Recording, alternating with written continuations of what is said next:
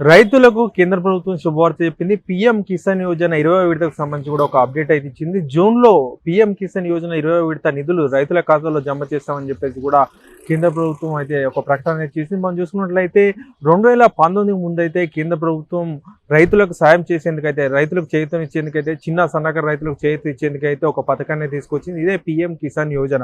ఈ పథకం కింద సంవత్సరానికి 6,000 రైతుల ఖాతాలో జమ చేస్తారు. ప్రతి 4 నెలలకు 2,000 చొప్పున మొత్తం 6,000 అయితే రైతుల ఖాతాలో జమ చేస్తున్నారు. ఇప్పటి వరకు కూడా 19 విడతలుగా అయితే ఆ రైతుల ఖాతాలో డబ్బులు జమ చేశారు. తాజాగా 20వ విడత జూన్ మొదటి వారంలో అయితే రైతుల ఖాతాలో జమ చేసే అవకాశం అయితే ఉంది. మనం చూసుకున్నట్లయితే 19వ విడత ఫిబ్రవరి 24వ తేదీన అయితే పీఎం నరేంద్ర మోడీ బీహార్లోని బగల్పూరాలో అయితే రైతుల ఖాతాలో జమ చేశారు. ఆ తర్వాత ఇప్పుడు 20వ విడతకు కూడా కేంద్ర ప్రభుత్వం సిద్ధమవుతుంది. మనం చూసుకోవచ్చు, పీఎం కిసాన్ యోజన కింద అయితే మనకు డబ్బులు రావాలంటే రైతులు కంపల్సరీగా ఈ కేవైసీ చేసుకోవాలి.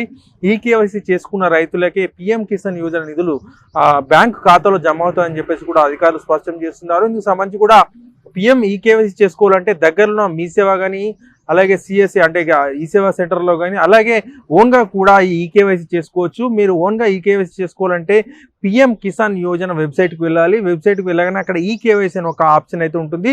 దానిపై క్లిక్ చేయాలి. క్లిక్ చేసిన తర్వాత మన ఆధార్ నెంబర్ ఎంటర్ చేయాలి. ఆధార్ నెంబర్ ఎంటర్ చేసినాక అక్కడ చిన్న ఒక క్యాప్చా ఉంటుంది. క్యాప్చా కూడా ఎంటర్ చేయాలి. ఆ తర్వాత మన ఫోన్ నెంబర్ ఏదైతే ఆధార్కు ఫోన్ నెంబర్ లింక్ అయి ఉందో ఆ ఫోన్ నెంబర్ ఎంటర్ చేయాలి. ఎంటర్ చేసిన తర్వాత మనకు ఓటీపీ వస్తుంది అన్నమాట. ఆ ఓటీపీని ఎంటర్ చేస్తే ఈకేవైసీ పూర్తయిపోతుంది. ఇప్పటికీ కూడా ఎవరైనా రైతులు ఈకేవైసీ చేసుకోకుండా ఉన్నట్లయితే వారు వెంటనే ఈకేవైసీ చేసుకోవాలని చెప్పేసి కూడా అధికారులు చెప్తున్నారు. ఈకేవైసీ చేసుకుంటేనే 20వ విడత రైతుల ఖాతాలో జమ అవుతుందని చెప్పేసి కూడా అధికారులు స్పష్టం చేస్తున్నారు. ఇక రాష్ట్ర విషయానికి వస్తే రాష్ట్రంలో రైతు భరోసా అమలు చేస్తున్నారు. ఈ పథకం కింద అయితే సంవత్సరానికి 15,000 చొప్పున రైతు ఖాతాలో జమ చేస్తున్నారు. అయితే తెలంగాణ ప్రభుత్వం చాలా తక్కువ మందికి మాత్రమే ఈ రైతు భరోసా నిధులను విడుదల చేసింది. కేవలం 1-2 ఎకరాల లోపు ఉన్న వారికి మాత్రమే రిలీజ్ చేసింది. ఇంకా చాలా మంది కూడా రైతు భరోసా కోసం అయితే వెయిట్ చేస్తున్నారు. ఎందుకంటే వర్షాకాలంకి సంబంధించి, అలాగే ఏసైకి సంబంధించి 2 సీజన్లకు సంబంధించి కూడా రైతులకు ఇప్పటి వరకు కూడా రైతు భరోసా కూడా రాలేదు. సో వారంతా కూడా ఆందోళన వ్యక్తం చేస్తున్నారు.